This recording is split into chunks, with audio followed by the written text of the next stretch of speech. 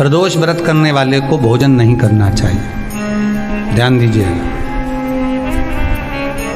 फलाहार करो, उसमें भी नमक का सेवन मत करो। प्रदोष व्रत में नमक का सेवन वर्जित होता है। कारण, क्या कारण होता है? उसका एक कारण माना गया नमक की वर्जितता। जिस समय पर एक नगर में एक ब्राह्मणी रहती थी, बहुत भाव से सुनिएगा, प्रदोष व्रत, नमक को त्यागने का भाव। प्रदोष व्रत की किताब में भी मिल जाएगा आपको, आप पढ़ेंगे तो सुना होगा आपने। एक ब्राह्मणी रहती थी एक नगर में, उसका पति नहीं था। छोटा सा बालक एक साथ में रहता, छोटा सा बालक। अब ब्राह्मण के घर की धर्म पत्नी है। ब्राह्मण कर्मकांड करने वाला, पूजन करने वाला, पाठ करने वाला, अनुष्ठान करने वाला, पूजन करने वाला, मंत्र जाप करने वाला, भगवत भक्ति में डूबने वाला। ब्राह्मण तो चले गया, ब्राह्मणी बच्चे के साथ रह रही। क्या करे वो? अकेली निवास कर रही है, अकेली रह रही है। और ब्राह्मणी बच्चे के साथ भ्रमण करती रहती, घूमती, कहीं कहीं दर दर जाकर कुछ भिक्षा को मांग कर लेकर आ जाती। और भिक्षा लाने के बाद में उस भिक्षा को जब लेकर आती तो अपने बच्चे को भी खिलाती और स्वयं भी उसका पान करती। एक दिन ब्राह्मणी भ्रमण करते करते प्रदोष काल के समय पर शिव मंदिर में प्रवेश करी। प्रदोष काल के समय पर, और शंकर मंदिर में जब प्रवेश करा, प्रदोष काल किसको कहते हैं?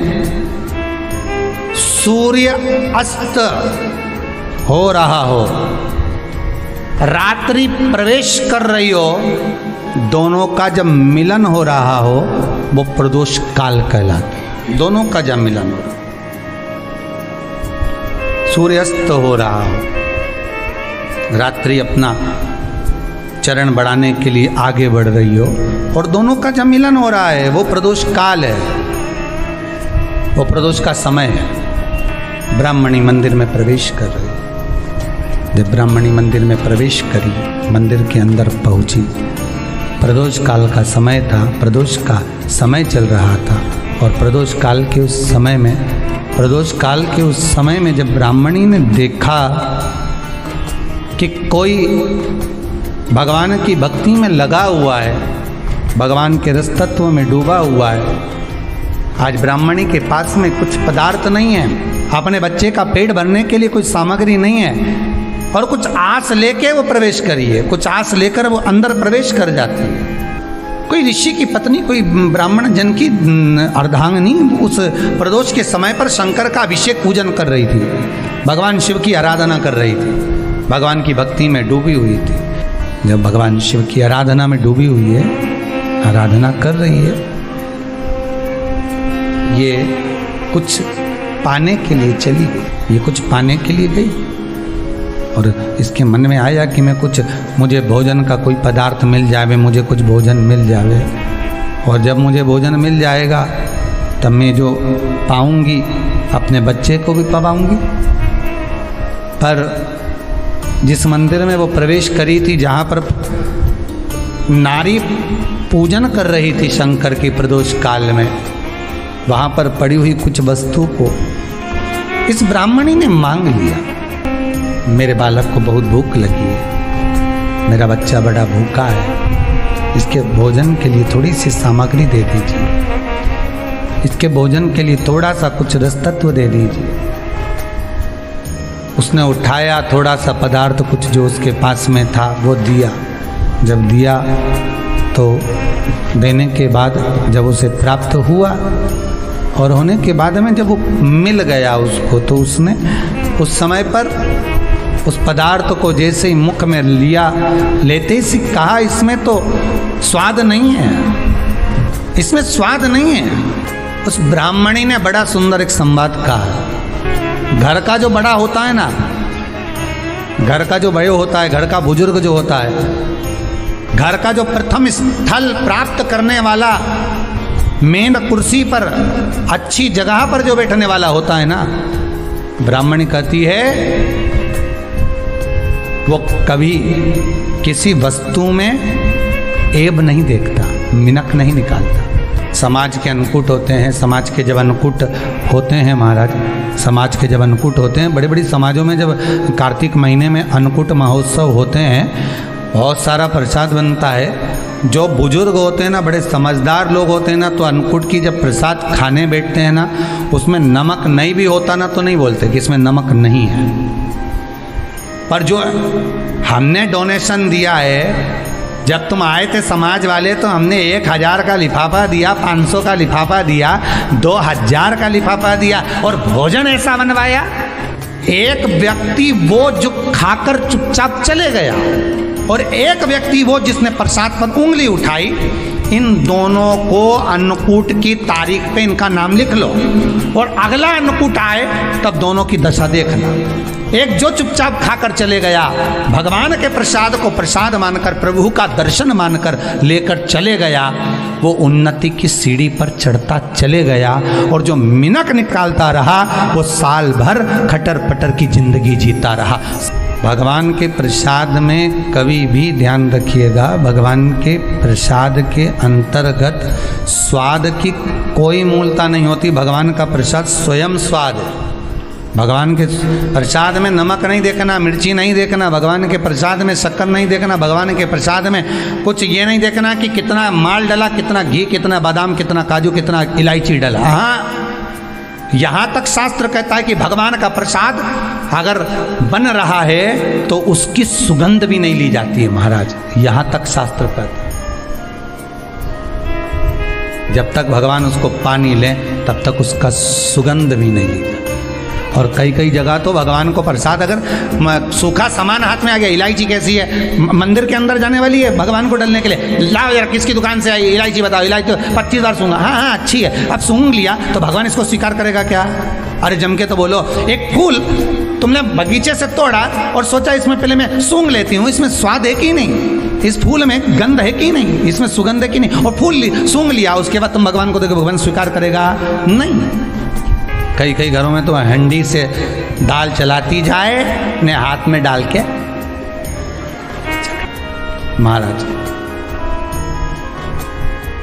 ब्राह्मणी ने जैसे मुख में लिया थूक दिया। ये श्रेष्ठ नहीं है। जो ऋषि की पत्नी अंदर पूजन कर रही थी प्रदोष काल में, उसने कह दिया आपका चेहरा बता रहा है कि आप ब्राह्मण की धर्म पत्नी, पर आज आप दर दर जाकर अगर भिक्षा मांग रही हो, दर दर जाकर अगर भीख मांग रही हो, दर दर जाकर भिक्षा को मांग रही हो, तो इसमें आपके पति का दोष नहीं है, दोष आपका है। क्योंकि आप भगवान के प्रसाद में भी जो स्वाद देखी थी ना, ये आपका एक जन्म का नहीं है, ये ना जाने कितने जन्म का है। ब्राह्मणी के मस्तिष्क में बैठ गया, ब्राह्मणी के उस पुकाना वो बक्कल में नहीं अक्कल में बैठ गया कि ये स्वाद नहीं देखना। इसलिए प्रदोष व्रत के अंतर्गत ब्राह्मणी ने उस दिन से विचार कर लिया कि जैसे आप पूजन कर रही हो, जैसे आप अर्चना कर रही हो, जैसे आप आराधना कर रही हो, ऐसी आराधना, ऐसी पूजन, ऐसी भक्ति मैं भी करूँगी, ऐसी आराधना मैं भी करूँगी। अब मैं स्वाद नहीं देखूंगी। तो प्रदोष व्रत करने वाले को ध्यान रखना चाहिए कि नमक का सेवन ना करे, भोजन ना करे, फलाहार करिए, फल का आहार करिए, प्रयास करिए। और यदि आपने व्रत का ले लिया भोजन का कि हम तो एक टाइम फलाहार करेंगे, एक टाइम भोजन करेंगे, ऐसा भी कई लोग प्रदोष ले लेते हैं, तो वो बात आपकी है, आप तक रखो, ठीक है, अपने मन तक। ठीक है, बाबा आपकी मनोकामना पूर्ण करे, वो भी आओ। अरे भगवान को धन्यवाद दो कभी कभी कि तूने अच्छे घर में पैदा किया, अच्छा परिवार दिया, अच्छा पति दिया, अच्छी पत्नी दी, अच्छे बच्चे दिए, अच्छा कुटुंब दिया, घर दिया, दुकान दी, जमीन जायदाद दी, शरीर अच्छा दिया, हाथ पैर आँख नाक मुंह सब बढ़िया दिया, एक के भी निपटा के नहीं भेजा तूने। मान लो एक आध निपटा के भेज देता तो क्या झगड़ा करने ऊपर जाते? एक ही कान देता और एक गायब कर देता तो यहाँ से चिपका देता, तो क्या कर लेते? हाथ एक देता और एक गायब कर देता। तो क्या झगड़ा करने जाते हैं ऊपर कि मुझे ऐसा शरीर दिया? नहीं, भगवान को धन्यवाद देना कि मुझे अच्छे घर में पैदा करा, कटोरा लेके वहाँ चौराहे पे नहीं बिठाया। तूने अच्छा घर दिया, 2 समय की रोटी दे रहा है, खूब जोरदार शरीर दिया, भजन करने का मुहूर्त दिया, और बचा कुचा था तो ये सियोर वाला महाराज दे दिया, कथा सुनाने वाला। शाम के समय पर प्रदोष काल में बेलपत्री के पेड़ के नीचे, चाहे शंकर के मंदिर के दरवाजे पर या शिव मंदिर में, अगर आप प्रदोष के दिन दिया लगाते हो, सोमवार के दिन दिया लगाते हो, तो ऐसा कोई व्यक्ति नहीं जिसको मेरे देव अधिदेव महादेव मेरा विश्वनाथ भंडार नहीं भरता हो, खाली नहीं छोड़ेगा, दे देगा, भंडार भर देगा, कमी तो नहीं रख सकता, ये पक्का। पर तुम करना ही नहीं चाह, 2-4 सोमवार करो और उसके बाद के तो महाराज जी हमने तो करा था, हमको तो मिला ही नहीं। 2-1 प्रदोष करा तुमने, अरे 1 साल करो, सारे दर बदर भी तो अपन ठोकर खा कर आए, इतना साल निकाला अपन ने, और 6 महीना 3 महीना 4 महीना भगवान से निवेदन तो करो, दिल से कहो तो सरी, नी भंडार भरे तो बात दूसरी, एक बार बोलो तो। पर जगत के लोगों के सामने जाकर मत कहना, कहना तो देव अधिदेव महादेव से कहना। प्रदोष व्रत करने वाले को प्रदोष के दिन प्रयास करना चाहिए कि रात्रि के समय पर आधा घंटा, 10 मिनट, 20 मिनट जागरण करे। जागरण मतलब थोड़ा भगवान का भजन कर ले, भले 4-5 माताएं इकट्ठी नहीं हो तो अपन अकेले ही कर लो। अपन अकेले कम है क्या भाई, अपन कम पड़े, आराधना अकेले भी करो, जागरण करो।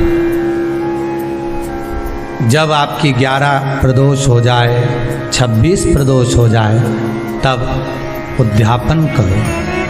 उद्यापन 2 ब्राह्मणों को जोड़े से बुलाओ, ब्राह्मणों को जोड़े से बुलाकर उनके चरणों की पूजन कर कर, आराधना कर कर, सुंदर मंडप तैयार कर कर भगवान का, उसमें सुंदर रंगोली डालकर, मंडल बनवाकर पूजन करो शंकर भगवान की प्रदोष का।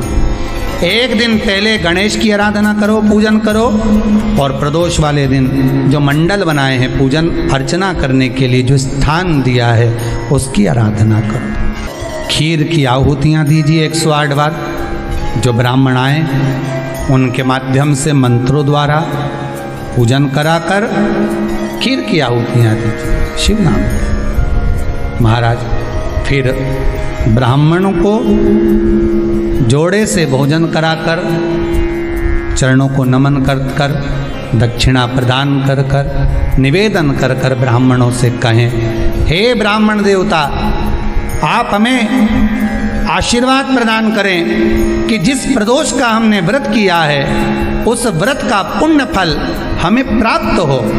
ऐसा ब्राह्मण चरण को नमन कर कर, प्रणाम कर कर उनसे अपने मस्तक पर अक्षत छुड़वाएं, फिर नमन कर कर, भोजन कराकर विदा करें। शाम को भगवान का जागरण करें। ऐसे प्रदोष व्रत का उद्यापन कर अपने जीवन को सार्थक बनाएं। ऐसा सुंदर प्रदोष व्रत का व्याख्यान वर्णन स्कंद पुराण में करा गया। वही स्कंद पुराण का प्रदोष व्रत का वर्णन आपको शिव महापुराण के इस सुंदर संवाद में किया गया।